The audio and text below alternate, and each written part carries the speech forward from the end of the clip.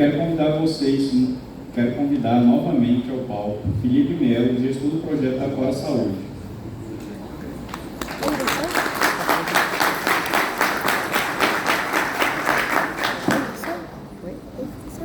Não, ele vai falar de novo. O resultado é só noite. Eu de novo, pessoal.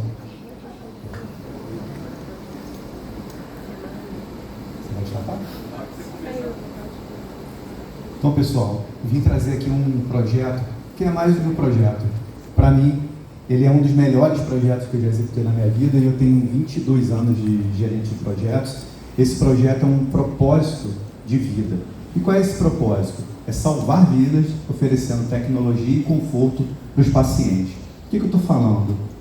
O câncer é a segunda principal causa de morte no mundo. Uma de cada seis mortes estão relacionadas a essa doença. No mundo, 19 milhões de pessoas desenvolveram essa doença. 10 milhões de pessoas vieram a óbito. No Brasil, estima-se que teremos 700 mil novos casos por ano até 2025, chegando a mais de 2 milhões de casos de câncer.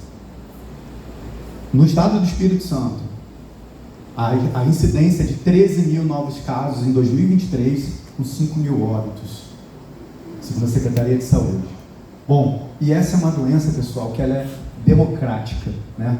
Porque ela não escolhe renda social, ela não escolhe cor, ela não escolhe raça, ela não escolhe credo, ela não escolhe nada. Qualquer um pode adoecer e vir a óbito por essa doença. E o caminho para a cura é um tratamento que é muitas vezes longo, maior parte das vezes é longo e é muito doloroso, invariavelmente das vezes, mesmo quando ele é curto, o tratamento. Bom, e os cânceres hematológicos são dos piores cânceres que tem, porque gera muito sofrimento e uma jornada de cura muito longa e que depende muitas vezes de um doador, que você não sabe se vai existir. Então, é muito sofrimento. Se eu perguntar aqui para essa plateia, muitos de vocês já perderam um parente por câncer. Alguns de vocês, inclusive agora, pode estar em tratamento oncológico, né? Então, por isso que eu digo que esse projeto é mais do que um projeto, é um propósito. É um propósito de vida, para salvar vidas. E o nosso Estado, ele merece e deve ter, né, um serviço de transplante de medula óssea de qualidade e completo. Por quê? Porque as pessoas preferem ir para São Paulo para se tratar, preferem ir para a Beneficência Portuguesa, preferem ir para o Oswaldo Cruz para se tratar. Só que agora não precisa mais, porque a nossa equipe se propôs a mudar essa realidade no Estado do Espírito Santo e criamos um projeto visionário, um projeto divino para trazer esperança e cura para nós, os capixabas. E como que funciona isso?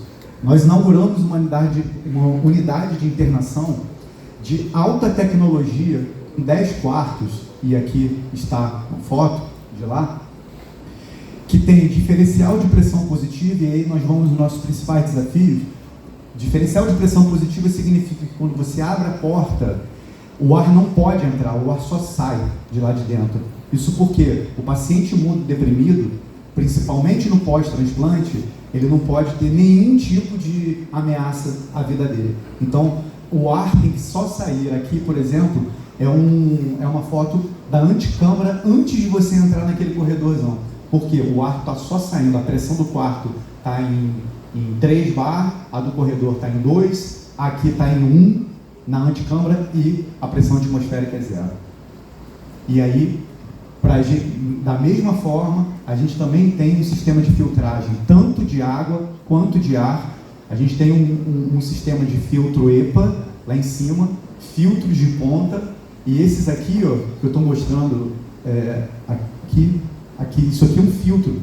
É um filtro. Você pode beber a água da torneira. Isso aqui é um filtro. Você pode beber essa água aqui.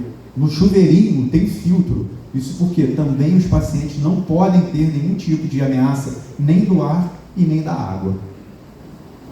Além disso, como eu falei, é trazer tecnologia para o Estado do Espírito Santo. Isso aqui não existe. Agora tem. É um sistema de monitoramento em todos os 10 quartos. A gente monitora em cada quarto a temperatura, a umidade e a pressão. Lembra que eu falei que o quarto estava com uma pressão de 2 bar? Então, É isso, 3, 2. O que importa é que essa pressão do quarto seja maior do que a pressão do corredor, que é maior do que a pressão da antecâmara, e por aí vai.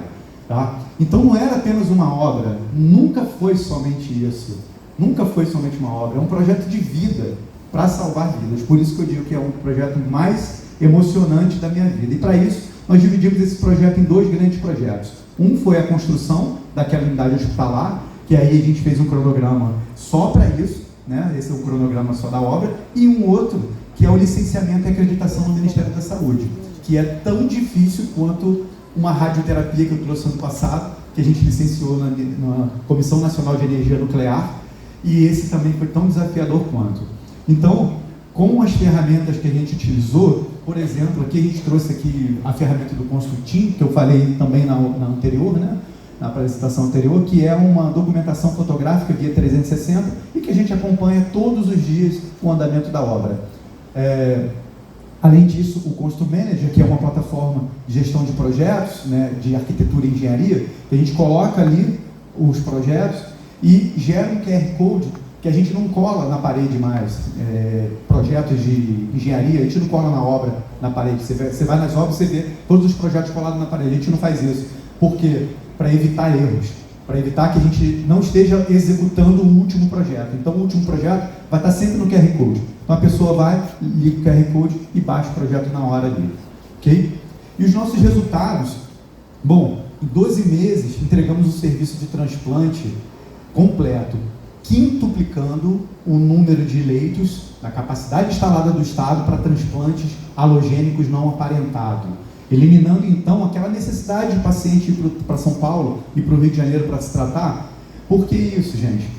Halogênico não aparentado é aquele principal, aquele que necessita de doador, que não é o parente próximo. E esse é o mais complexo dos transplantes. O Estado tinha 2 leitos só, 2 leitos. Ano passado teve 210 incidências desse câncer no Estado, 210. Quantas pessoas morreram por causa disso? Quantas pessoas tiveram que ir para São Paulo por causa disso? Então a gente quintuplicou a capacidade instalada disso. E um outro resultado incrível, que isso aqui é o maior orgulho, né? Que foi a acreditação nível 3 na primeira tentativa. O que significa isso, pessoal? Nível 3.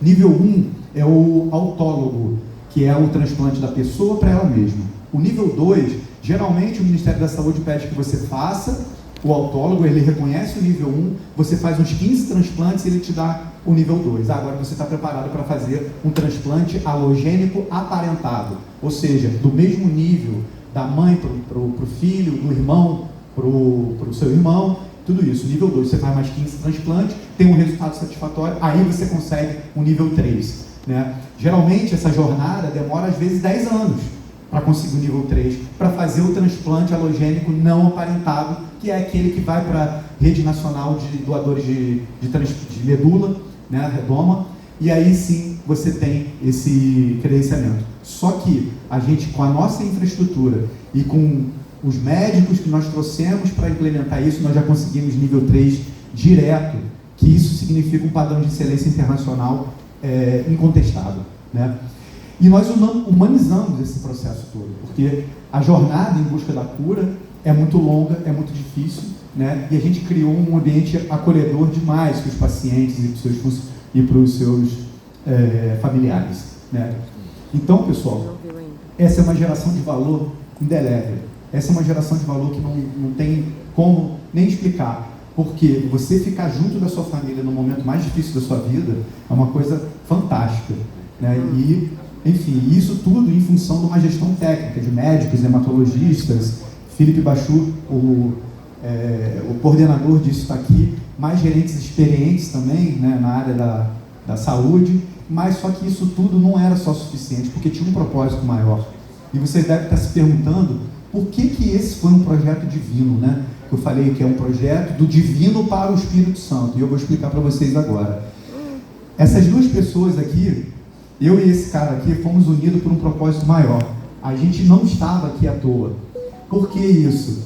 Porque há 15 anos atrás, um amigo meu chamado Paleso Pani, eu estou arrepiado agora, esse cara aqui, ele teve leucemia. E ele foi para São Paulo se tratar. E na primeira reunião de requisitos, eu como contratante, eu como gerente do projeto, e esse cara aqui como o meu coordenador, eu descobri que o médico que fez os 2 transplantes desse meu amigo foi esse cara aqui, foi o Felipe Bastur. E nos 2 rejeições ele morreu. Então, eu dedico essa apresentação à memória do meu irmão e agradeço você, cara, por esse projeto inspirador que a gente fez juntos, que o arquiteto da vida botou nós 2 para fazer isso. E eu tenho muito orgulho de estar aqui falando sobre isso nesse momento. Obrigado.